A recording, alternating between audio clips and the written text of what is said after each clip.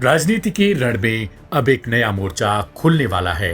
कांग्रेस नेता राहुल गांधी ने ऐलान कर दिया है, मेरे पास एटम बम है जो 5 अगस्त को फोड़ा जाएगा। जगह है बेंगलुरु और निशाने पर है चुनाव आयोग।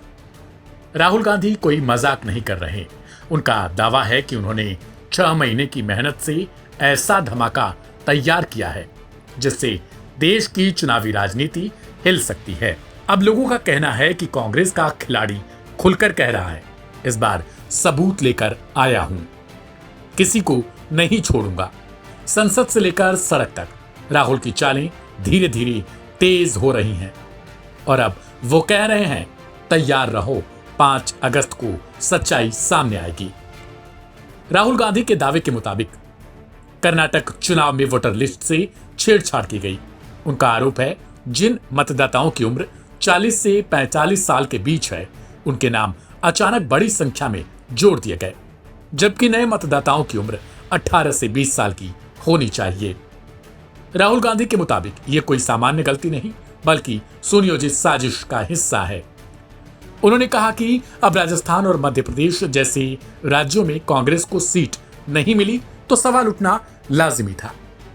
Aim right, achieve big. At KR Mangalam University, we provide you the platform to turn your dreams into reality. At KR Mangalam University. अब उन सवालों का जवाब वो सबूतों के साथ देंगे। राहुल गांधी ने यह भी साफ कर दिया कि उन्होंने चुनाव आयोग को पहले ही चेतावनी दे डाली थी, लेकिन जब कोई सुनवाई नहीं हुई तो अब वो खुद ब खुद दस्तावेज लेकर जनता के बीच आ रहे हैं।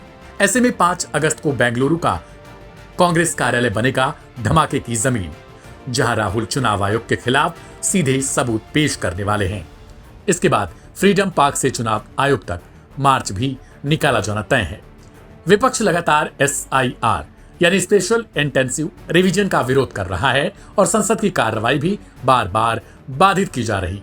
राहुल गांधी ने यह भी स्पष्ट कर दिया है, वोट चुराने वाले अधिकारी रिटायर हो जाएं या कुर्सी पर हों, छोड़ा नहीं जाएगा। तेजस्वी यादव ने भी दावा किया कि उनका नाम वोटर लिस्ट में नहीं है। हालांकि चुनाव आयोग ने इसका स्पष्टीकरण दे दिया।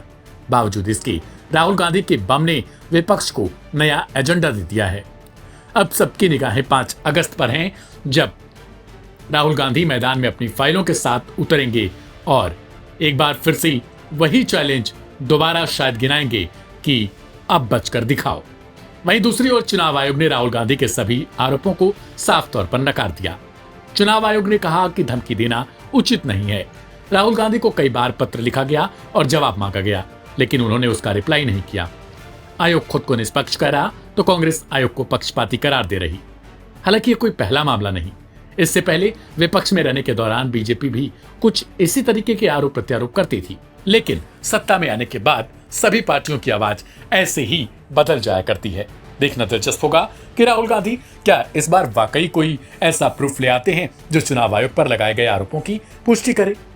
ऐसी ही और खबरों को देखने के लिए सब्सक्राइब करें लाइव हिंदुस्तान।